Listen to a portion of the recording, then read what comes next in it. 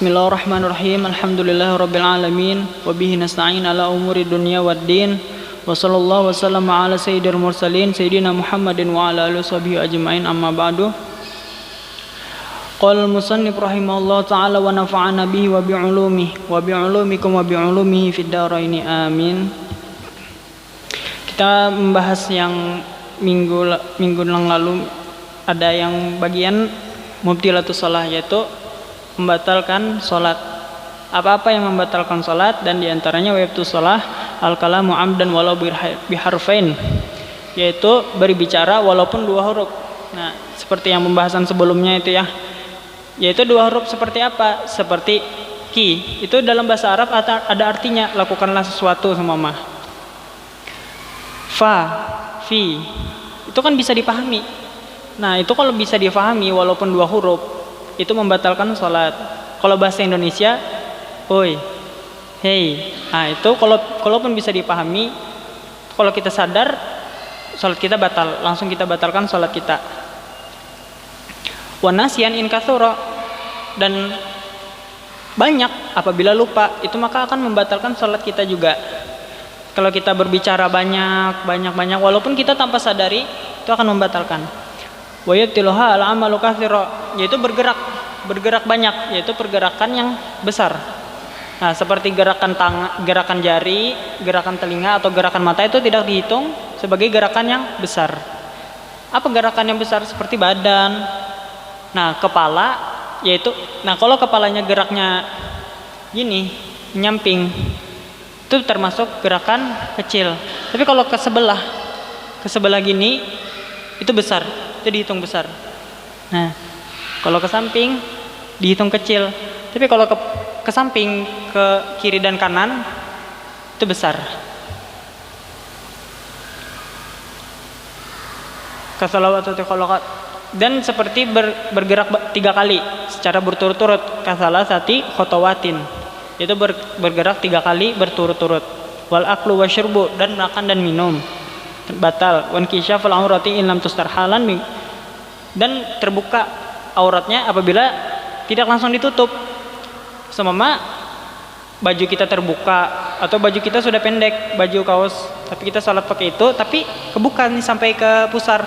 Kalau nggak langsung ditutup, batal.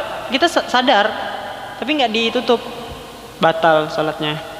Jadi kalau seumpama kaki kita terbuka sampai ke lutut, nah itu kalau nggak langsung ditutup, batal.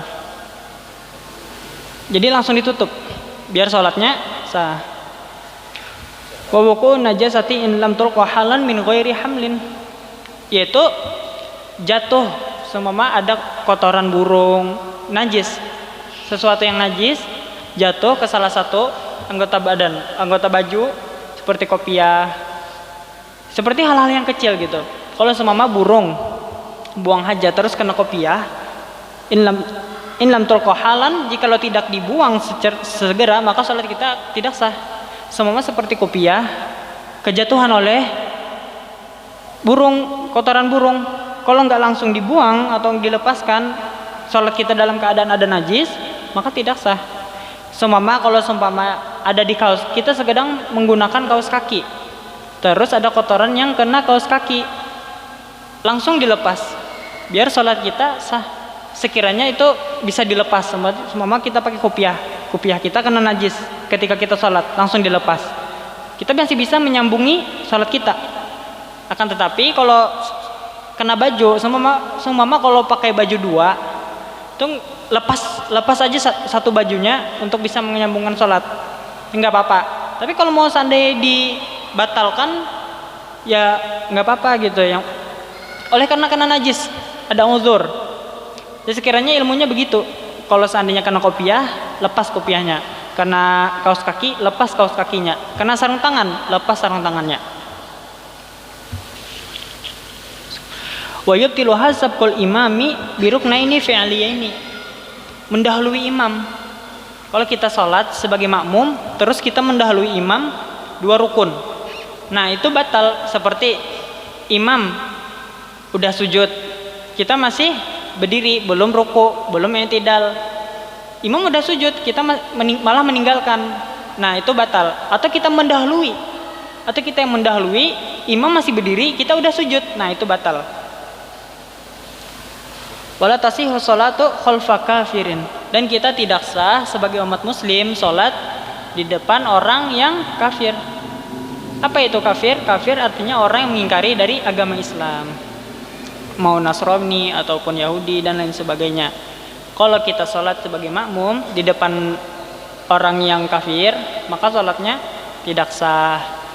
Nah, wa imra'atin wa khunsa, dan perempuan itu juga sebagai laki-laki kita adalah qawwamuna 'alan nisa, adalah pemimpin dari perempuan. Seharusnya kita di depan, kita yang jadi imam, bukan perempuan. Tapi kan sebenarnya kalau masih kecil, semua kan belum balik, semua mau dibimbing oleh ayahnya, mungkin lagi nggak ada kan, bisa aja itu ibunya jadi imam mau bimbing anaknya, ada uzur. Tapi kalau sebenarnya dalam syariat, perempuan tidak bisa jadi imam kecuali perempuan sesama perempuan. Wa khunsa. Nah, khunsa itu adalah orang yang memiliki kelamin ganda. Nah, kita tidak boleh bermakmum kepada orang yang memiliki kelamin ganda, walaupun sejatinya dia terlihat seperti lelaki, akan tetapi dia memiliki kelamin perempuan juga dalam satu orang. Nah, ini ada diriwayatkan dalam kitab. Kita tidak boleh bermakmum kepada orang yang memiliki kelamin ganda. Nah, ini habis pembahasan yang kemarin itu adalah mubtilatus shalah, yaitu yang membatalkan sholat. Ya, kita harus menjaga ketika kita sholat, kita tahu ilmunya, apa-apa yang membatalkan sholat maka harus dihindari. Wa sholatul jum'ati wa jamaah. Nah, sekarang pembahasan sholat Jumat wa jamaah dan sholat jamaah. Wal jum'atu fardu ainin ala kulli muslimin. Ialah sholat Jumat itu adalah fardu ain, yaitu adalah wajib setiap individu, setiap orang, setiap per satu orang, bukan per setiap kampung, bukan per setiap kota, bukan per setiap tempat, tapi per satu, per individu. Ini adalah fardu ain. Beda halnya dengan fardu kifayah. Kalau fardu kifayah, kalau seumpama di suatu tempat itu sudah melaksanakan fardu kifayah ini di kampung seumpama, itu kewajiban-kewajiban yang lainnya akan gugur. Ala kulli muslimin, yaitu syaratnya orang sholat Jumat adalah muslim. Dzakarin hurrin hadirin, laki-laki. Bagaimana hukumnya kalau perempuan sholat Jumat? Nah, hukumnya boleh, nggak apa-apa. Seandainya pun perempuan ikut sholat Jumat, itu nggak apa-apa, nggak dosa, tapi mungkin pahala dapat. Tapi seandainya perempuan mau ikut sholat Jumat, itu boleh. Tapi tidak diwajibkan. Yang diwajibkan hanyalah laki-laki. Zakarin hurrin adalah yang bebas, yaitu bukan budak. Kalau zaman dulu kan ada budak ya, budak pembantu atau orang yang sejenis bisa dibeli. Budak itu dulu kayak harta ya. Kalau seandainya itu di pasar kan ada biasanya, dulu di zaman dulu itu orang jual beli budak. Nah, itu budak itu adalah sejenis harta yang berjenis manusia, tapi dia seperti harta gitu, dijual beli. Nanti kalau seumpama dia ada melakukan kesalahan, bisa dijual orang biasanya gitu, budak. Hadirin bila uzrin syar'iyyin, dan tanpa ada uzur syar'i. Seperti apa uzur syar'i itu penghalangnya? Kal marid, seperti sakit. Kalau kita sakit, itu nggak apa-apa kita meninggalkan sholat Jumat karena ada uzur. Sekiranya kalau sakit kepala sedikit, nggak apa-apa lah kita ke masjid. Insya Allah dengan berkat kita sholat Jumat, maka dihilangkan oleh Allah sakit kepala kita. Bukan males-malesan di rumah malah sakit kepala sedikit nggak mau sholat Jumat, atau sholat Jumat bayar parkir, ada gitu. Nggak, jangan kan. Wal mator, dan hujan. Kalau seandainya hujan itu walaupun sholat Jumat nggak bisa kita hadiri, maka nggak apa-apa hukumnya kita untuk meninggalkannya karena ada uzur syar'i, uzur yang tidak bisa kita hindari. Ini salah satunya.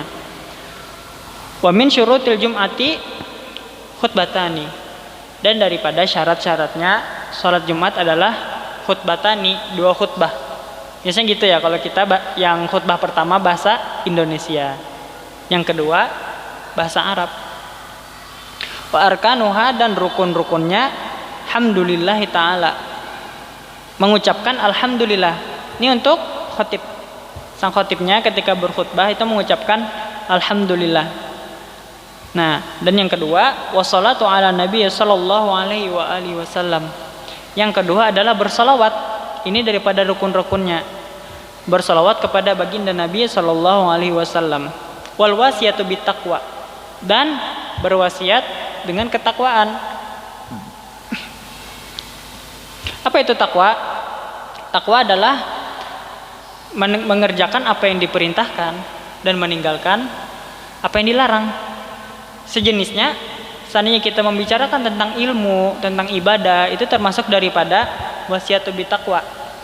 Pokoknya semua yang berkaitan dengan agama, semua yang berkaitan dengan ilmu, itu kita sampaikan ketika khutbah Jumat. Itu hukumnya rukun, termasuk daripada rukun-rukun salat Jumat. Wa qira'atu ayati minal Qur'ani mufhimatin fi ahadihuma, yaitu membaca salah satu dari surat Al-Qur'an mufhimatin fi ihdahuma, yaitu yang dapat kita pahami di salah satu khutbahnya, khutbah yang pertama dan khutbah yang kedua. Biasanya kan kita membaca surah Wal Asr, itu yang mudah dan pendek dan mudah kita pahami, Wal Asr demi masa, dan sampai seterusnya. Wa du'a lil mu'minina fil akhirati wajibu ayyaktuba qa'iman mutahhiran mustatiral aurah, yaitu doa untuk setiap orang mukmin. Itu daripada rukun-rukun salat, rukun-rukun khutbah Jumat ya, yaitu mendoakan kepada setiap orang mukmin di akhir khutbah. Wa yajibu ayyaktuba qa'iman, jadi wajib untuk orang yang melaksanakan khutbah, orang yang berkhutbah itu agar berdiri. Nah, kalau seandainya di suatu kampung nggak ada lagi selain satu orang ini yang bisa khutbah, tapi orangnya ini sakit, nggak apa-apa duduk karena ada uzur. Fikih ini gini sistemnya, sesuatu yang menyempit itu hukum akan meluas. Ketika kita lagi luas, kita lagi tidak sempit, maka hukum akan menyempit. Kita akan mengikuti segala peraturan yang ada di kitab. Akan tetapi kalau kita lagi sempit, kita lagi ada uzur, itu hukum akan meluas. Mutahhiran, yaitu suci, suci dari segala hadas kecil dan hadas besar. Ketika kita berkhutbah, kita wajib berwudu. Kalau kita ada hadas besar, kita mandi besar. Masturul aurah, tertutup auratnya, bukan terbuka. Kan lucu kalau salat Jumat terbuka. Jadi gitu, ketika salat Jumat itu harus suci dari segala hadas, berdiri, dan tertutup auratnya. Yang bagus kan pakai baju muslim, pakai surban, yang sekiranya kita tuh beradab untuk menghadapi umat muslim. Terusnya wajibul julusu bainahuma, dan wajib duduk di antara kedua khutbah tadi. Khutbah pertama selesai, duduk sebentar. Fauqa tumaninati shalah, yaitu seperti tumaninahnya shalah, yaitu biqadri subhanallah. Itu dengan kadar subhanallah, kita duduk sejenak membaca subhanallah, cukup, berdiri lagi. Tapi bagus juga agak dilamain sekiranya kita bisa berdoa, karena di situ tetap tempat yang mustajabud doa. Doa kita itu gampang tergabulkan ketika waktu itu, ketika sang khutbah duduk sebentar, yaitu di antara dua khutbah, kita berdoa, insya Allah doa kita akan dikabulkan oleh Allah. Wal mualah, dan berlangsung. Yaitu tadi kalau khutbah pertama selesai, duduk, jangan terlalu lama juga. Jangan buka-buka HP dulu. Mualah itu artinya langsung. Habis duduk, baca doa apa yang mau didoakan, kemudian berdiri lagi. Ini syaratnya sebagai orang pekhutbah. Wa sholatul jum'ah wa sholatul janazah fardu kifayah. Salat Jumat, salat jenazah, salat yang orang meninggal itu hukumnya fardu kifayah. Fardu kifayah, bukan fardu ain. Salat Jumatnya, bukan kitanya. Salat Jumatnya. Kalau di kampung sudah melaksanakan salat Jumat, masjid-masjid yang lain cukup ada satu, maka tidak wajib lagi. Tapi bagus, karena kenapa? Kita ada uzur. Kalau masjid ini penuh, pasti kan ke masjid lain, enggak hanya satu masjid. Tapi hukumnya fardu kifayah. Habis tadi ya pembahasan tentang salat Jumat. Salatul masnunah, salat-salat sunnah. Nah, sekarang membahas tentang salat-salat sunnah.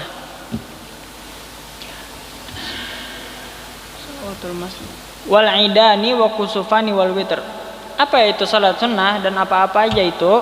Wal idani, 2 id, Idul Fitri dan Idul Adha, itu salat sunnah. Wal kusufani, salat gerhana, gerhana matahari, gerhana bulan, itu disunnahkan kita untuk salat sunnah. Ada itu panduannya untuk kita bisa salat gerhana. Wal witir, dan salat sunnah witir, itu fadilahnya banyak. Salat witir ini kerjakan kalau bisa. Kita habis salat sunnah, kerjakan salat witir walau hanya 1 rakaat. Kenapa dinamakan witir? Karena dia ganjil. Kita nggak boleh mengerjakannya rakaatnya genap, harus ganjil.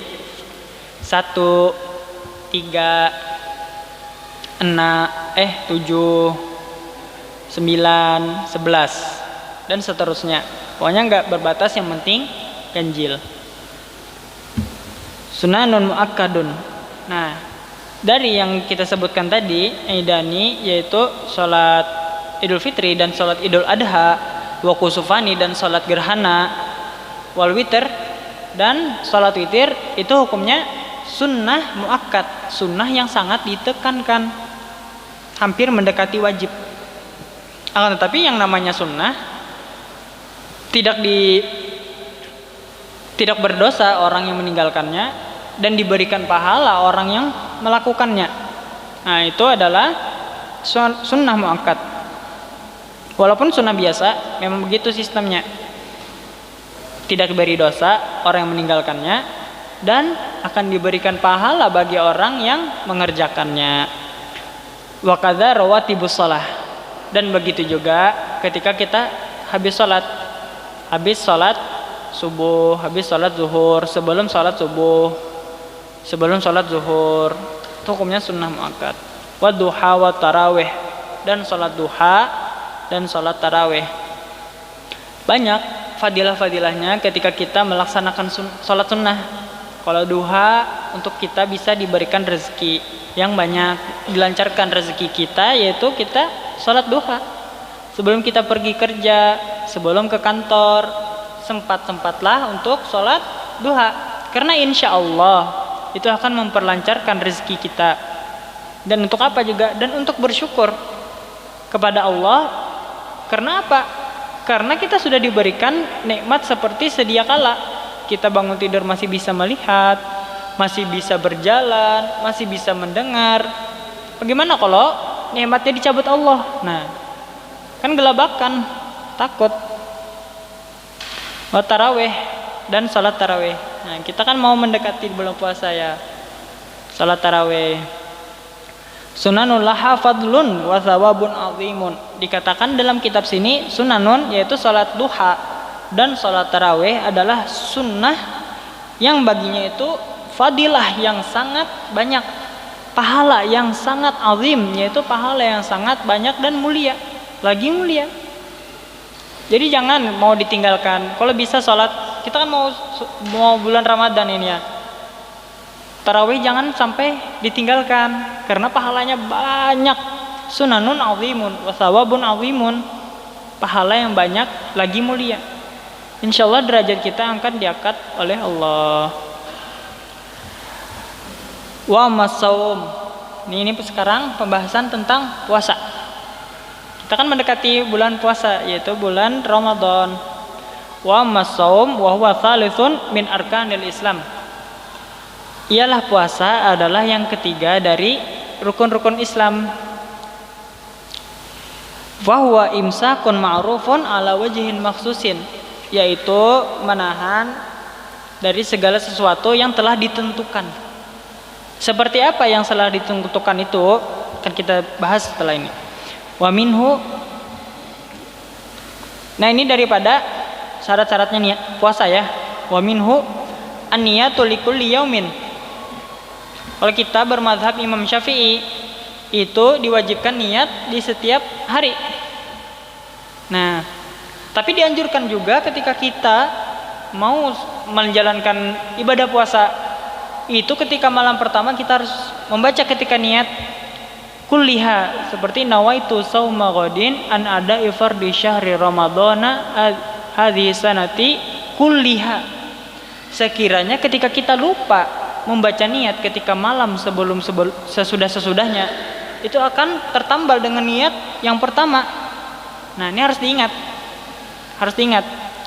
Ketika malam pertama mau memasuki bulan Ramadan, kita harus baca nawaitu shauma ghadin an ada ifardhi syahri ramadhana kulliha, untuk semuanya, keseluruhan. Jadi seandainya kalau kita lupa untuk baca niat di malam-malam selanjutnya, itu akan tertambal dengan niat yang pertama tadi. Nah, ini bagus nih.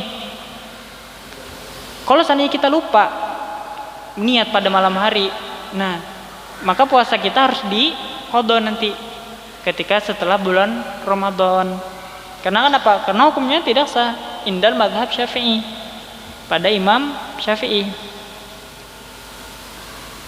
Wa tabituha minal lail, dan membacanya itu pada malam. Malam itu setelah azan maghrib sampai terbit matahari. Ini adalah batas kode. Enggak, kalau itu kalau puasa sunnah. Kalau puasa wajib sampai azan subuh. Maaf. Wa tabituha minal lail, yaitu dari malam sampai sahur sampai imsak. Nah, ini batas kita niat nawaitu shauma ghadin an ada fardhi syahri ramadhana hadhihi sanati lillahi ta'ala. Itu niatnya untuk setiap malam. Nah, jadi kayak gitu. Malam bulan puasa ini amalannya, takutnya enggak kelupaan, karena al-insanul mahalul khata'i wan nisyan. Wajar kalau manusia itu salah dan lupa. Karena kenapa? Insan, dari insan ini diambil dari kata nisyan, yang berarti lupa. Wajar kalau seorang manusia itu lupa. Karena kenapa? Namanya saja sudah lupa, insannya. Makanya harus saling mengingatkan. Sebagai sesama muslim harus saling mengingatkan. Wal imsaku 'anil mufattirati minat ta'ami wasyarbi. Nah, ini daripada syarat-syaratnya ketika kita berpuasa. Ketika kita sudah memasuki puasa, itu adalah al-imsak, itu menahan 'anil mufattirat, daripada makanan-makanan, minat ta'ami wasyarbi, daripada makan dan minum. Nah, kalau biasa kan orang tuh ada yang membahas tentang rokok batal enggak. Sebenarnya batal. Karena kenapa? Itu karena ada rasanya dan masuk ke dalam paru-paru dan lambung, masuk jadinya.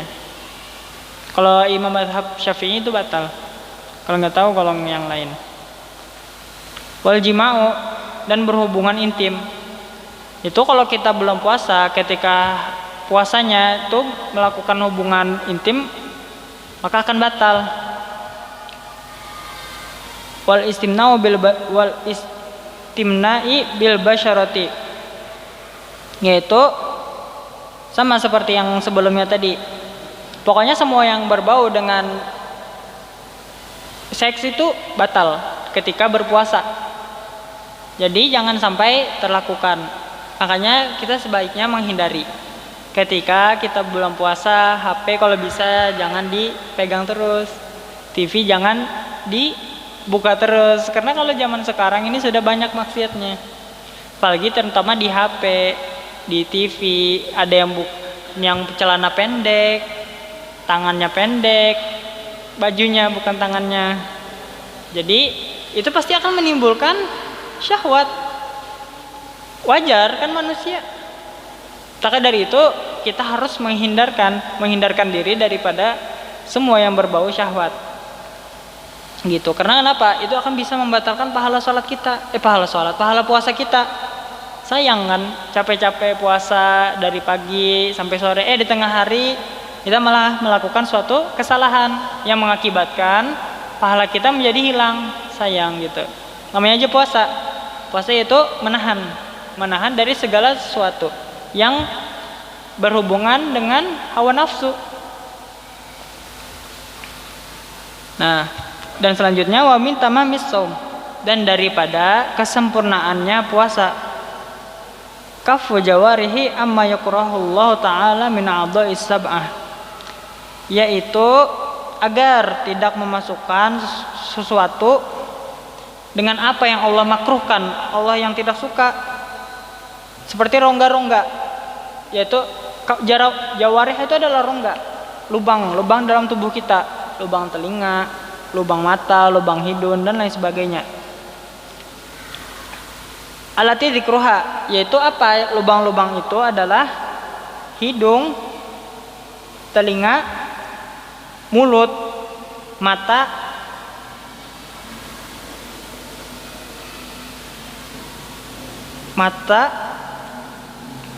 lubang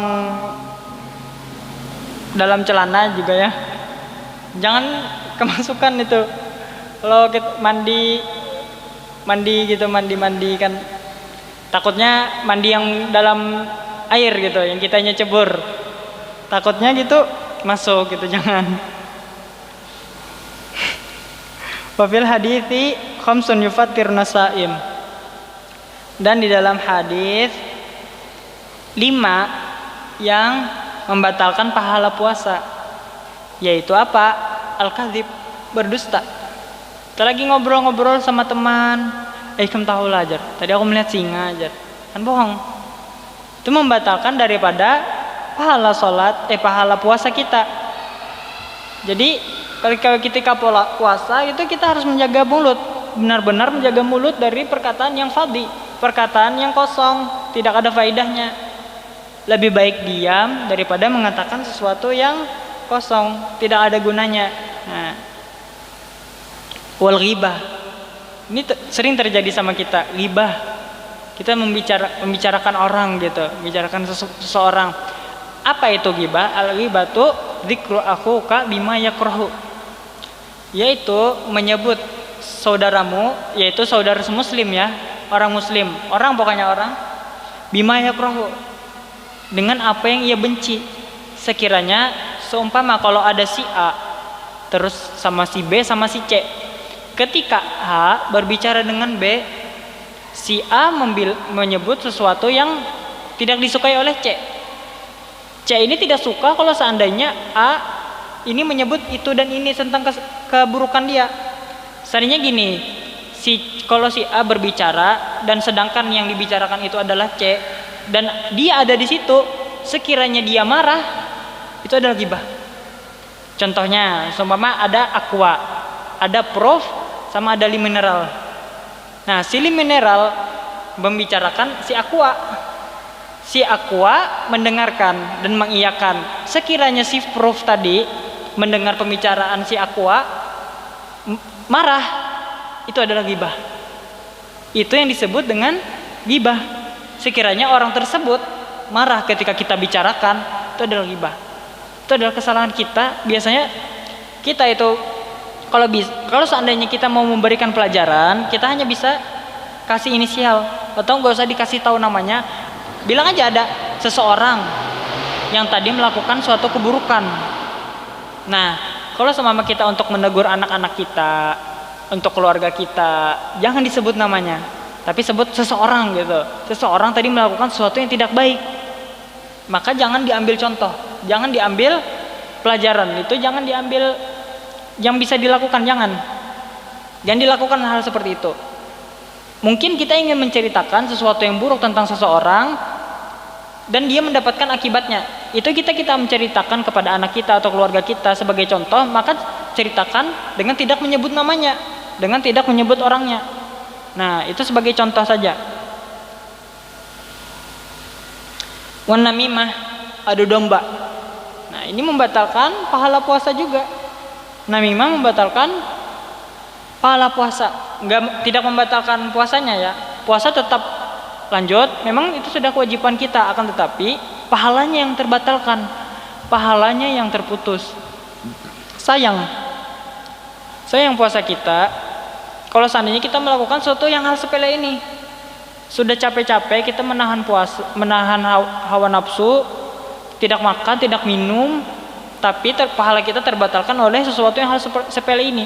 Apa sulitnya nggak ngomongin orang, nggak berbohong, nggak sulit, nggak. Malah itu akan membuat hati kita terasa lebih tenang, lebih tentram. Itu daripada fadilahnya puasa. Nggak sulit untuk menahan semua itu. Malah sebaliknya, itu akan membuat hati kita lebih tenang, lebih mendekatkan diri kita kepada Allah Subhanahu wa taala. Itu namimah tadi ya. Yang ketiga, itu adu domba. Seperti apa adu domba? Seperti membicarakan keburukan juga, hampir mirip sama dengan ghibah. Akan tetapi namimah ini berujung kepada perkelahian, yaitu mengadu domba sama si A, sama si C. Itu lagi tidak baik hubungannya. Lalu si B datang. Tadi kan A sama C ya. Nah, si B datang kepada si A membicarakan bahwa si C itu mau ngomongin sama A ini gini, memburukin tentang si A. Kemudian si B tadi membicarakan kepada C tentang A, bahwa si A memburukan si C, saling memburukan, dan akhirnya mengakibatkan si A dan si C berkelahi. Nah, ini yang sulit. Ini adalah namimah. Kalau bahasa Banjar itu mengompori, adu domba, mengompori supaya orang ini berkelahi. Nah, buruk, nggak bagus ini. Dapat membatalkan pahala puasa kita. Walaupun seandainya pun kita tidak puasa, ini bukan perbuatan yang bagus. Harus kita hindari, jangan kita lakukan. Walaupun di luar puasa, bukan hanya di dalam puasa. Di luar juga kita harus meninggalkan perkara-perkara yang seperti ini. Seperti berbohong, ghibah, adu domba. Ini adalah pekerjaan yang tidak baik, pekerjaan yang tercela.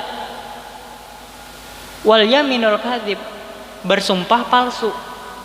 Nah, ketika puasa kita bersumpah, berkata bahwa ini adalah sesuatu yang hak, sesuatu yang benar, padahal salah, bersumpah palsu, maka pahala puasa kita akan terputus, tidak mendapat pahala puasa lagi. Nah, seperti apa sholat yaminul kadzib, sumpah palsu? Itu semama kita bilang, tadi aku lihat singa ajar, bujuran ajar kawannya, ajar sumpah ajar. Nah, tuh sumpah palsu dapat membuat sama seperti sumpah palsu ini seperti kadzib, seperti berbohong. Intinya pada dasarnya sumpah palsu ini adalah berbohong atas apa yang ia katakan, tapi dia membawa nama sumpah. Kalau sumpah itu biasanya membawa sesuatu dengan yang besar. Semama demi apa? Demi ibuku. Demi apa? Demi masa. Nah, seperti di Al-Qur'an, wa-nya itu apa? Wal asr. Wa-nya itu adalah apa? Itu adalah huruf yamin, yaitu sumpah. Sumpah wal asr, demi masa. Masa adalah sesuatu yang besar, perkara yang besar. Sama seperti kita, dengan mudahnya kita mengucapkan demi Allah, bukan main-main. Nama Tuhan yang kita bawa. Jangan coba-coba, nanti kena imbasnya. Karena kenapa? Kita bawa-bawa nama Tuhan, jangan. Maka tinggalkan yaminul kadzib. Karena itu dapat membatalkan pahala puasa kita. Wan nadzaru bi syahwatin, yaitu memandang dengan syahwat, yaitu memandang dengan nafsu. Selama kita lagi puasa naudzubillah ada orang yang lewat, perempuan pakai celana pendek, pakai tangan pendek, kita lihat dengan nafsu, pahala puasa kita akan batal, terputus. Semua kita main HP, kita lihat sosmed, ada yang berbau syahwat, itu akan memutuskan pahala puasa kita. Maka lebih baik kita tuh membuka HP, kan kita penting juga karena HP kan kita lihat sekedar chat gitu, pesan-pesan yang masuk yang sekiranya penting. Kalau untuk buka-buka video atau sosmed atau segala foto jangan. Soalnya kan status sekarang banyak orang bikin statusnya nggak guna gitu kebanyakan. Ya lebih baik dihindari. Sampai sini dulu yang bisa ulun sampaikan. Lebih dan kurangnya mohon dimaafkan. Kalau ulun ada salah kata mohon dimaafkan karena ulun juga manusia. Wallahu alam bisawab. Allahumma rzuqna wa ya muslimin anafa wal intifaq wala hadratin nabi Muhammadin sallallahu alaihi wasallam bi sirrin nabi wa ali nabi al-Fatihah. A'udzubillahi minasyaitonir rajim. Bismillahirrahmanirrahim. Alhamdulillahirabbil alamin. Arrahmanirrahim maliki yaumiddin. Iyyaka na'budu wa iyyaka nasta'in. Siratal ladzina an'amta 'alaihim ghairil maghdubi 'alaihim waladdallin. Amin amin. Bismillahirrahmanirrahim. Alhamdulillahirabbil alamin hamdan yu'afi wa yukafi mazida. Ya rabbana lakal hamdu kama yanbaghi lil jalali wal wa 'azimi sultanik. Rabbi zidni ilman wa wasi' li fi rizqi wa barik fi ma razaqtani waj'alni mahmuban fi qulubi ibadika wa 'azizan fi 'uyunihim waj'alni wajihan fid dunya wal akhirah minal qarabin ya katsiran nawal ya hasanal fi'al ya qaiman bila zawal ya mubdian bila mithlala kawalakal hamda wal kaminna wal kasyarfa ala kulli hal. Rabbana atina fid dunya hasanah wa fil akhirati hasanah wa qina adzabannar. Subhana rabbika rabbil izzati amma yasifun wa salamun alal mursalin walhamdulillahi rabbil alamin. Assalamualaikum warahmatullahi wabarakatuh.